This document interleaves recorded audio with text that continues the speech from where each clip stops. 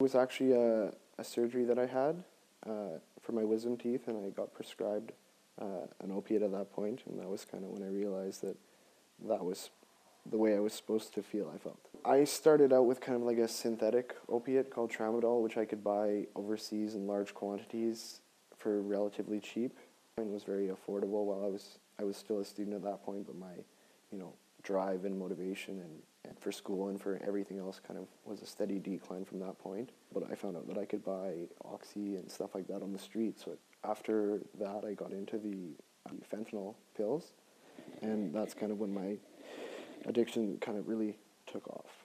I mean, I was spending $400 or $500 a day. I just physically withered away, emotionally wasn't there at all. I was just kind of a walking shell. Everything that I wanted and everything that I had in my life prior took all that away.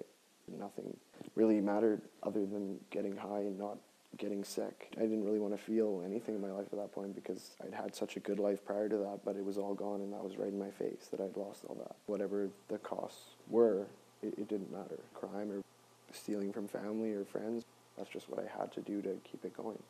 And there wasn't really an option to not keep it going at that point. I think May 2014 was the first time that I went into treatment, and I went to a treatment center on the island. At that point, I hadn't had enough bad in my life to think that this was a lifelong disease that was going to kill me.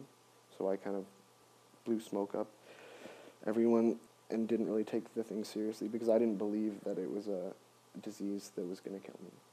And so, I relapsed very quickly out of that. I've been on Suboxone, I've been on methadone, I've done all that. And it's a damage control thing.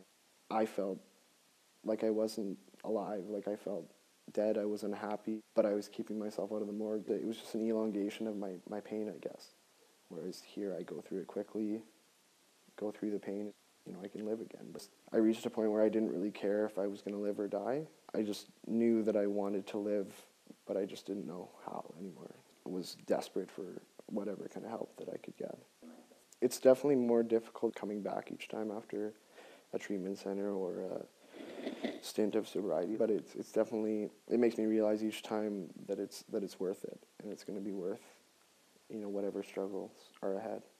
I think it would help if people listened more to people that have recovered from the disease, because it's like when I first went into treatment, I had this idea that they were going to be all, homeless and guys from the downtown east side and stuff like that, and then I was shocked to see that people are just like me.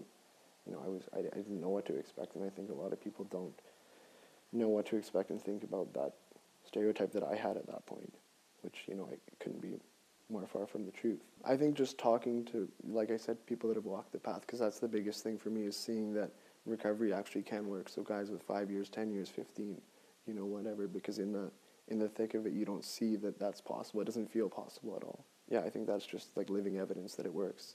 I think everybody should have the opportunity that I did, because a lot of people don't get that opportunity, and they're just kind of prolonging their sad death, really.